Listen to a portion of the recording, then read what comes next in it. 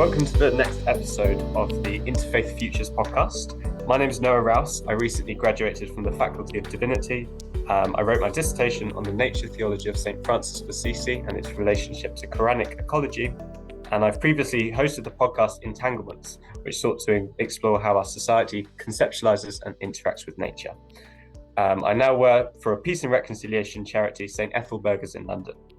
I'm really honoured to be joined by Professor Michael Pollitt today. He is the Professor of Business Economics at Cambridge Business School. Hello. Hello, Michael. Professor Pollitt is also the Assistant Director of the Energy Policy Research Group and a Joint Academic Director of the Centre of Regulation in Europe. He has published 11 books, and since 2000 he has been the convener of the Association of Christian Economists UK. Thank you so much for joining us, Michael. I thought maybe we could just start with a brief recap of your research and the sort of things you've looked at previously. Yeah, happy to do that. So I've done a lot of work on electricity market design, and increasingly I've got interested in how you regulate electricity markets and electricity networks in order to add high quantities of renewables to them. I'm very interested in carbon markets and their evolution around the world, and written about the potential for a global carbon market. And given my interest in Christian economics, I've got interested in the role of religion in addressing climate change, and recently begun thinking about the need for a miracle if we're going to have a breakthrough on climate policy. Fantastic. So maybe that's a great place to start if we think about how religion's relating to the current discourse. Yeah, I've seen you've written before that you think theologians might have some misconceptions about economics and about the market. I'm guessing most people watching this will be from the sort of theology end of stuff. Do you want to just give a brief recap of how people talk about the market and maybe some misconceptions which are there? Yeah, well, I think a lot of theologians, particularly in the UK and Europe, are quite negative about capitalism and the market. And of course, that's a skepticism which many people share. What I often point out to theologians is that most economists don't spend their time thinking about the difference between capitalism and socialism, or capitalism and some ism. They spend their time worrying about market failures and how to correct them, of which climate change is sort of classic market failure. We're born of the need to price the climate and price clean air, and our failure to do that. So I often find myself trying to point out to theologians that, we've got economic solutions to some of the world's problems, and that it would be nice if theologians got behind some of the economic solutions rather than sort of getting stuck with saying, oh, the problem is the system and we need to change the entire economic system that we've got. So, for instance, when the Pope was recently talking about climate change and what to do about it, I mean, he almost specifically ruled out carbon markets. He didn't like the idea of, sort of putting a price on carbon, because that sort of sounds like a bit of an indulgence towards people who are sinning in the area of creating more pollution. But of course, as an economist, I find, I'm pointing out, look, there's only one viable solution to climate change, which is comprehensively pricing carbon throughout the economy and eventually throughout the world to such a level that people begin to use significantly less carbon in our economic system. So, one would like the Pope to sort of support you in the use of good economic instruments, rather than to be working against good economic solutions. And I think something that comes up, I know for myself, and I imagine many people from a theology background who are watching this, is the sort of sense that maybe markets aren't enough, or maybe trying to operate within a market is going to solve problems which are maybe deeper than a market. And I think that's something that your research has touched on a bit. about particularly engaging faith leaders, and you've talked about some precedent and movements. What do you think? How do you think we can bring together faith leaders and market economists like yourself, and sort of have a more holistic bottom-up view?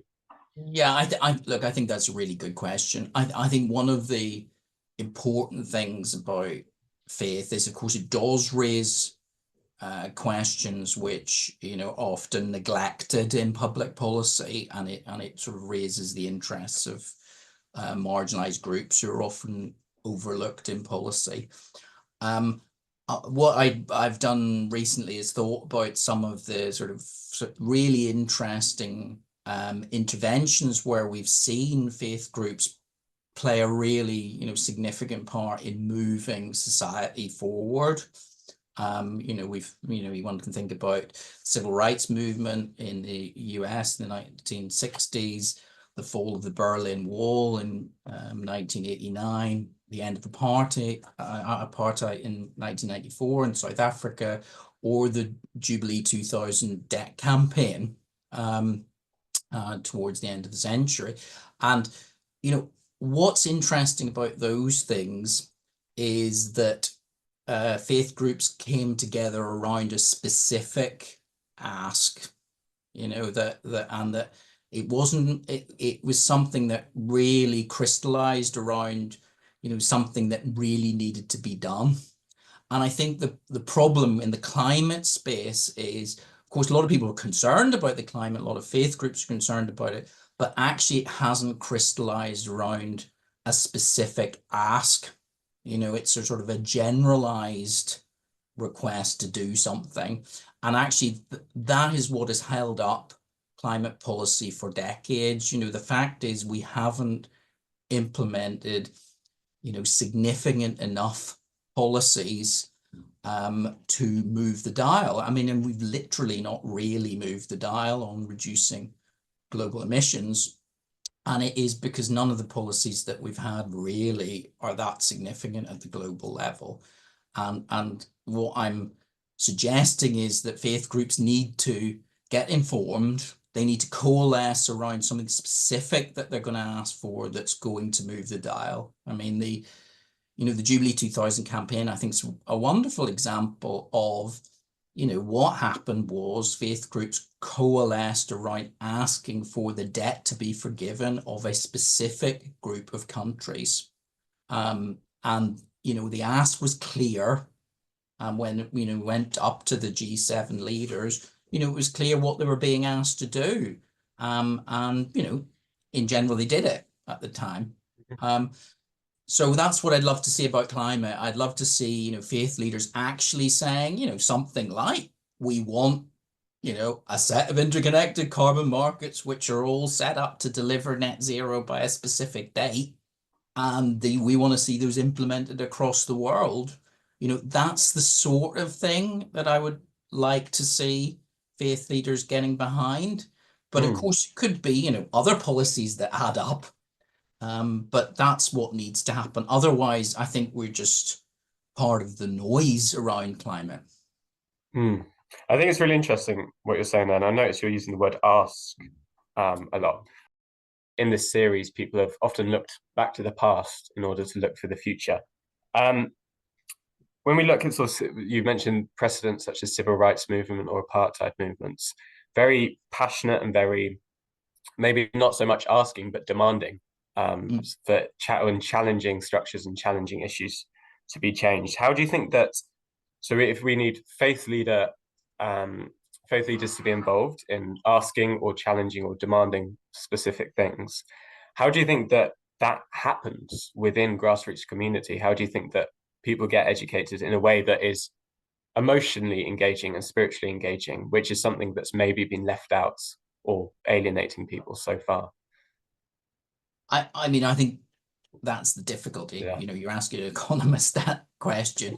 I think the thing I would say about faith leadership is that it doesn't necessarily have to be, religious leaders who are leading it. If you look to sort of biblical precedent, one of the interesting things about, leadership in, for instance, the Old Testament is that of course it's the person who's, it's the king who's leading, who's also then a faith leader as well. So actually I don't necessarily think this is just about the leadership of faiths. I think it's about people in leadership realizing that actually this is about changing, really changing hearts and minds. It's about, getting some miraculous breakthrough on this. And sort of it's about building a coalition of people that are actually willing to vote for change and for, stopping pretending this is going to be cheap. And this is actually going to be costly, and it requires people to, put their money where their mouth is. So I think this is about faith-based leadership in the widest possible sense. But of course, it would be nice if the actual faiths got their act together on what they were really asking around climate. Well, I suppose brings up interesting questions about secularization and the state of our current yeah, but Western world. I think it does. But of course, again, Jubilee 2000 and those other sort of miraculous changes of public policy, they were faith-led, but of course, many people involved in them were just people of goodwill who were supporting the movement. And I think climate is one of those sorts of issues, isn't it? That I think the inspiration can be faith-based, but of course, there are loads of people of goodwill who would support something effective. Yeah, I think that obviously statistics show that people do come together over a sense of fear and trepidation about the climate. I'm really interested by that because I think that brings up something about the maybe potential tension between, or not tension, but the potential and possible trade-off between faith and action in some circumstances. You mentioned there stuff being faith-led or faith-inspired, but people coming on from other boards. How do you think that people in religious communities who are led and guided by their faith, and by the things that their faith bring up, and love of the world and love of God, how do you think those people can act in a way in which they're not seen as Christians who support the environment, Muslims who support the environment, etc., but seen as, like you said, good people with good intentions, who are able to bring together people and start quite a vitalized movement? I think this has happened in many other spheres of public life, hasn't it? Both health and education have initially been championed by people of faith in all societies. They've set up schools, they've set up hospitals, but of course over time those things have become things that secular people have supported and championed.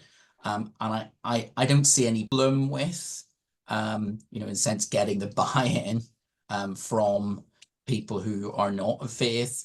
I think one of the things that I've written about to do with climate change and faith is I think that climate change should be one of those issues that unites, if you like, the evangelical wing of faiths with the social action wing. I mean, I think that's true of, all, and a lot of faiths are characterized, aren't they, by the fact, there are some people who are really motivated by the desire to convert other people to the faith and staying true to, if you like the doctrines of the faith. And there are other people who really, their faith motivates them to social action and, helping their local community and so on. But again, Jubilee 2000 was one of those campaigns which brought together both of those wings of the church. And, we're always looking for an issue which brings everybody together within faiths, aren't we? It's good to have something that we can all agree on, that, this is something we should get behind. We're not going to do it on every issue. We don't need to do it on every issue.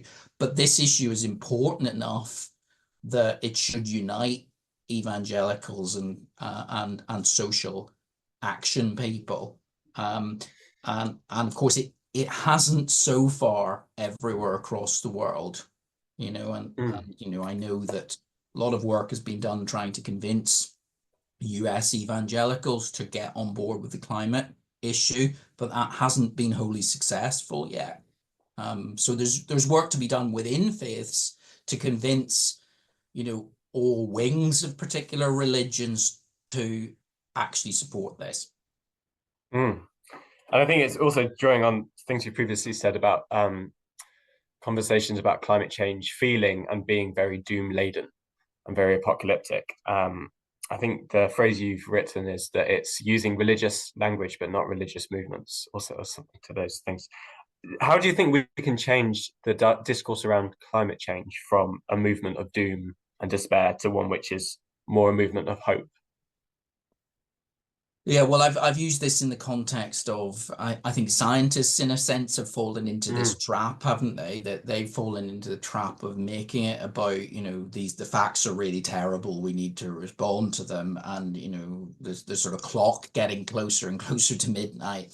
And of course, the problem that science now has about that is like, well, we've gone past midnight.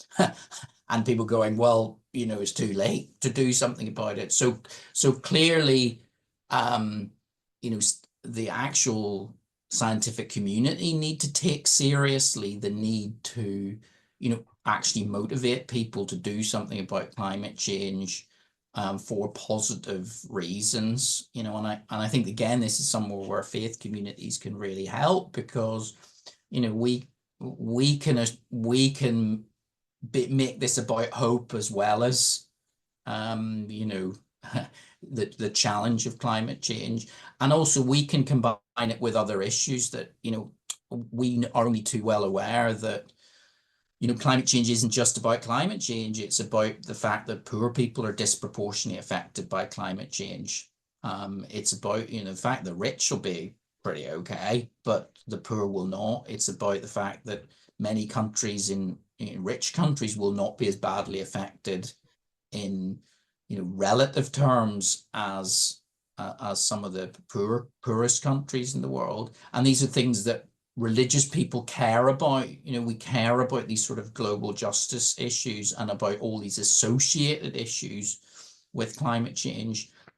And if we want to solve some of the world's problems, we should do something about climate change. And I think part of the problem that religions often have is why pick out this particular issue among many issues. And I think one of the reasons to pick it out is because I think it does have a solution. And just like the civil rights movement or apartheid or the Berlin Wall coming down, these are things that had solutions. And I think, we know what the solution to climate change actually is. The technologies are available. And, this, imagine that this did, we did actually have a global movement which delivered on climate change. Everybody be going, that's amazing, that's great. Rather than some of these more, intractable problems which don't have easy global solutions. And just as we come to an end, sort of a final question is, if we are, I think you've written about one of the things we need to do is pray, because this would be a miraculous thing if we did have the technology and we had the reasons for technology. And maybe making it not just technology focused, but a holistic movement like civil rights were, like of apartheid was, a holistic movement in which it's not just saying this technology is solving it, but it's saying this is how we as a society are willing to take the costs and willing to change how we live as a group and not just individuals. Just finally, on a quick reflection on the theme of interfaith futures, is there anywhere you look and you personally feel hopeful? Do you think any communities are starting to do things right in a way that is going forward? I think, I think we had our meeting in Cambridge where, young people came together to talk about climate futures from a faith perspective. I think there is a huge amount of goodwill out there towards this, and I do think that one of the things that has promoted climate policy is mainstream politicians being worried that young people actually take this issue really seriously.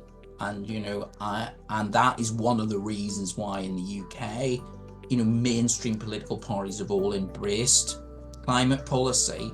And so that must be something positive that we can harness. The younger generation is really concerned by this. They are taking action towards it. So that, I think, that remains the most encouraging thing. Thank you so much to Professor Michael Pollitt for meeting with me today and discussing Interfaith Futures. Thank you. Thank you.